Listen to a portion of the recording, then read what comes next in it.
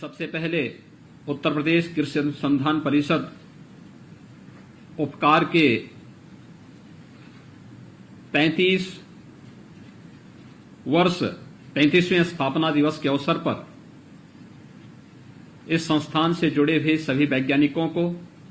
सभी पदाधिकारियों को हृदय से बधाई देता हूं। 33 वर्षों की एक शानदार यात्रा किसी भी संस्था की अपनी उपलब्धियों के मूल्यांकन का एक अवसर होता है और मैं इस अवसर पर धन्यवाद दूंगा कैप्टन विकास गुप्ता जी को और डॉक्टर संजय सिंह जी को कि उन्होंने अपने स्थापना दिवस के अवसर पर आज के एक ज्वलंत मुद्दे को ध्यान में रखकर के कृषि वैज्ञानिकों की इस एक दिवसीय संगोष्ठी के साथ अपनी स्थापना दिवस के इस कार्यक्रम को प्रदेश की राजधानी लखनऊ में आयोजित कर रहे हैं। मैं इसके लिए उपकार के अध्यक्ष और महानिदेशक को हृदय से धन्यवाद देता हूं। हम सब जानते हैं उत्तर प्रदेश देश की आबादी का सबसे बड़ा राज्य है। अगर हम देश की आबादी देखेंगे तो उत्तर प्रदेश देश की आबादी का 17% आबादी उत्तर प्रदेश में निवास करती है, लेकिन कृषि भूमि उत्तर प्रदेश के पास 12% ही है। लेकिन इस 12% भूमि से उत्तर प्रदेश देश के लिए 20% खाद्यान्न की आपूर्ति अकेले उत्तर प्रदेश करता है। यह उत्तर प्रदेश की भूमि की उर्वरता और यहां पर पर्याप्त जल संसाधन की उपलब्धता की ओर हम सबको ध्यान आकर्षित करता है। ये सब बातें बताती हैं कि उत्तर प्रदेश के अंदर वह पोटेंशियल है जिसके माध्यम से हम उत्तर प्रदेश की इस उर्वरता के माध्यम से बहुत कुछ अभी हमें सामने लेकर के आना है और उन संभावनाओं को ध्यान में रखकर के उपकार के द्वारा आयोजित सतत कृषि के अभिनव दृष्टिकोण से संबंधित यह संगोष्ठी अत्यंत महत्वपूर्ण साबित हो सकती है। उत्तर प्रदेश के अन्नदाता किसानों के हितों को ही ध्यान में रखकर के सन 2017 में हमारी सरकार ने फसल ऋण माफी के एक बड़े कार्यक्रम को निर्णय लेते हुए आगे बढ़ाया था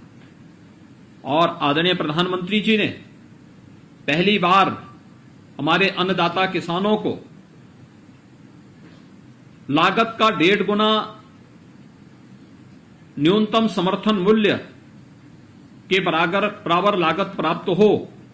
इसके लिए उन्होंने 2018 में एमएसपी की जो घोषणा की, आज सफलतापूर्वक वह प्रदेश के हमारे अन्नदाता किसान प्राप्त कर रहे हैं। रिकॉर्ड मात्रा में खाद्यान्न का उत्पादन और किसानों से सीधे क्रय करने की व्यवस्था आज राज्य में उपलब्ध है, लेकिन विगत 5 वर्ष के अंदर प्रदेश में वैज्ञानिक पद्धति से खेती को बढ़ावा देने के साथ ही कृषि के विविधीकरण की तरफ कृषि विभाग ने जिन कार्यक्रमों को आगे बढ़ाया, उसको उपकार जैसी संस्थाओं के माध्यम से नई तकनीक, नए बीज, 4 कृषि विश्वविद्यालयों और 90 कृषि विज्ञान केंद्रों ने उन कार्यक्रमों को जमीनी धरातल तक पहुंचा करके अपने प्रगतिशील किसानों के माध्यम से प्रदेश के अन्नदाता किसानों की आय को बढ़ाने में एक बड़ी भूमिका का निर्वहन किया। प्रदेश में इस दौरान हम लोगों ने विगत 5 वर्षों के अंदर 21 लाख हेक्टेयर से अधिक भूमि को अतिरिक्त सिंचाई की सुविधा भी उपलब्ध करवाई। दशकों से लंबित उन सिंचाई की परियोजनाओं को, चाहे वे बाण सागर की परियोजना हो, अर्जुन सहायक की परियोजना हो या फिर सरयू नहर राष्ट्रीय परियोजना, इन सभी को समयबद्ध ढंग से आगे बढ़ा करके हम लोगों ने अपने अन्नदाता किसानों के जीवन में व्यापक परिवर्तन लाने का प्रयास किया। 2017 के पहले प्रदेश का चीनी उद्योग पूरी तरह बंदी की ओर अग्रसर था, लेकिन विगत 5 वर्ष के अंदर बंद पड़ी चीनी मिलों को व्यवस्थित रूप से संचालित करने, इस सदी की सबसे बड़ी महामारी के दौरान भी प्रदेश ने 120 चीनी मिलों का संचालन करके विगत 5 वर्ष में 1,75,000 करोड़ रुपए से अधिक का गन्ना मूल्य का भुगतान भी अन्नदाता किसानों को उनके खाते में करने में सफलता भी प्राप्त की। आज हम सबके सामने जो सबसे बड़ा चैलेंज है वह कम लागत से एक विष मुक्त खेती हम कैसे कर सकते हैं, और इसके लिए हम आभारी हैं प्रधानमंत्री मोदी जी के, जिन्होंने यूनियन बजट में इस बात का प्रावधान किया, और वह विकल्प है गौ आधारित प्राकृतिक खेती का। गौ आधारित प्राकृतिक खेती के लिए प्रधानमंत्री जी ने उत्तर प्रदेश से 2020 में कहा था कि क्या गंगा के तटवर्ती क्षेत्रों में हम लोग गौ आधारित प्राकृतिक खेती को बढ़ावा दे सकते हैं, औद्यानिक फसलों को और सब्जी उत्पादन को क्या हम इस रूप में आगे बढ़ाने में योगदान दे सकते हैं। उस समय हम लोगों ने गंगा यात्रा निकाली थी, और गंगा यात्रा ने अनेक स्थानों पर गंगा नर्सरी की स्थापना में, गंगा उपवन की स्थापना में, गंगा पार्क की स्थापना में, गंगा उद्यान स्थापित करने में और भी अन्य अनेक कार्यक्रमों को आगे बढ़ाने में सफलता प्राप्त की। और यूनियन बजट में इस बात का प्रावधान भी है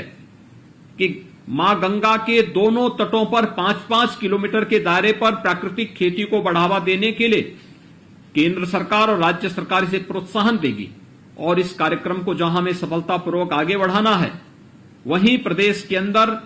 राज्य सरकार ने अपने स्तर पर बुंदेलखंड के पूरे क्षेत्र को प्राकृतिक खेती के लिए चयन का एक महत्वपूर्ण माध्यम भी बनाया है। प्राकृतिक खेती कम लागत में अच्छा उत्पादन और विष मुक्त खेती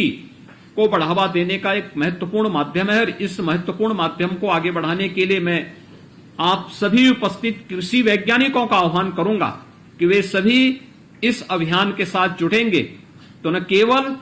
अन्नदाता किसानों की आमदनी को कई गुना बढ़ाने में हमें मदद मिलेगी, बल्कि तमाम प्रकार के रोगों से मुक्ति का भी एक माध्यम हम दे पाएंगे, और गौ माता की रक्षा करने में भी हमें सफलता प्राप्त होगी। और इसके लिए मैं आप सबका आह्वान करूंगा कि हम सभी लोग मिलकर के इस कार्यक्रम को सफलतापूर्वक आगे बढ़ाने में अपना योगदान दें। इसके लिए राज्य सरकार ने हर एक कमिश्नरी स्तर पर टेस्टिंग लैब भी, जिससे बीज की और उत्पादन की सर्टिफिकेशन की कार्रवाई को हम संपन्न कर सकें, इस कार्रवाई को भी हम आगे बढ़ाने का कार्य प्रदेश के अंदर तेजी के साथ आगे बढ़ा रहे हैं। इसके लिए हमारी टेस्टिंग लैब्स भी स्थापित हो रही हैं। मुझे विश्वास है कि नमामि गंगे परियोजना की सफलता में कृषि विभाग के द्वारा दिए जाने वाले योगदान का और अन्नदाता किसानों की आमदनी को लागत कम, उत्पादन अच्छा और विष मुक्त खेती के माध्यम से हम अपने प्रदेश को एक जैविक प्रदेश के रूप में स्थापित करने में भी सफलता हमें प्राप्त हो जाएगी। आज का यह उपकार के द्वारा आयोजित एक दिवसीय संगोष्ठी सतत विकास के कृषि से संबंधित जो अभिनव दृष्टिकोण हैं,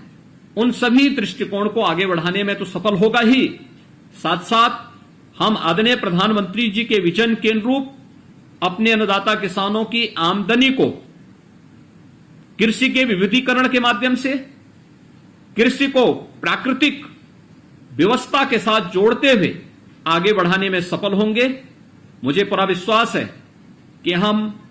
कृषि विकास के साथ साथ अपने अन्नदाता किसानों के उन्नयन की दिशा में इस संगोष्ठी के माध्यम से किसी ठोस निष्कर्ष पर पहुंचेंगे। इस पूरे कार्यक्रम के प्रति मेरी मंगलमय शुभकामनाएं हैं। मुझे पूरा विश्वास है कि पूरे दिन भर चलने वाली इस संगोष्ठी में हम